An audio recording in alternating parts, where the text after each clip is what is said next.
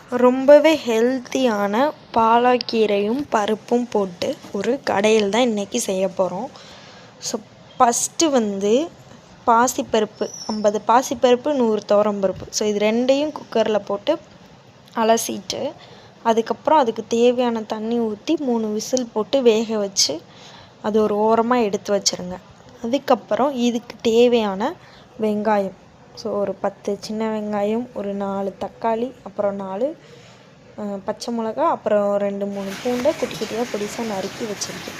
So இதெல்லாம் ஒரு ஓரமாக வச்சுட்டு அடுப்பை ஆன் பண்ணி கடாய் வச்சு எண்ணெய் ஊற்றி கடுகு சோம்பு ஆட் பண்ணிக்கோங்க. கடுகு சோம்பு லைட்டாக பொரிஞ்சதுக்கப்புறம் நறுக்கி வச்சு சின்ன வெங்காயத்தை போட்டு வதக்கி விட்டுட்டு அப்புறம் குட்டி குட்டியாக நறுக்கி வச்சுருக்கக்கூடிய வெள்ளைப்பூடு, ஸோ இதுவும் ஆட் பண்ணிவிட்டு பச்சை மிளகாய் 4 பச்சை மிளகாயை நீளமாக நறுக்கி வச்சுருக்கீங்களா, ஸோ அதையும் ஆட் பண்ணிக்கிறேன்.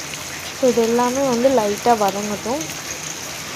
லைட்டாக வதக்கி விட்டுட்டு இதுக்கு தேவையான ஒரு 4 தக்காளியை பொடிசாக நறுக்கி வச்சுருக்கீங்களா, ஸோ அந்த தக்காளியை ஆட் பண்ணிக்கோங்க. ஸோ தக்காளி ஆட் பண்ணதுக்கப்புறம் தக்காளி வதங்குறதுக்கு கொஞ்சோண்டு கல் உப்பு போட்டு லைட்டாக தக்காளி நல்லா குலைவாக வர்ற அளவுக்கு வதக்கி விட்டுருங்க.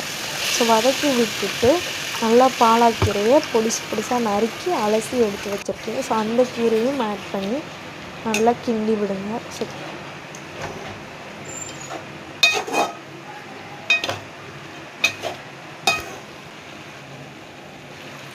கீரைக்கு தேவையான அளவு கொஞ்சோண்டு தண்ணி ஊற்றிட்டு மூடி போட்டு வேக வச்சுருங்க.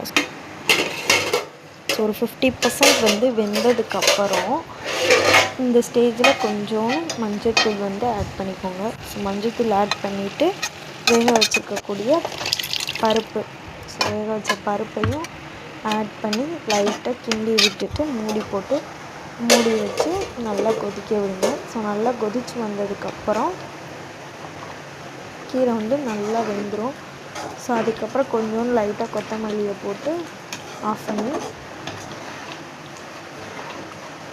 சாப்பாட்டில் போட்டு பெரட்டி சாப்பிட்டீங்க அப்படின்னா சூப்பராக இருக்கும். ஸோ இந்த வீடியோ உங்களுக்கு பிடிச்சிருந்துச்சி அப்படின்னா என்னுடைய சேனலை சப்ஸ்கிரைப் பண்ணி எனக்கு சப்போர்ட் பண்ணுங்கள். Thank you all.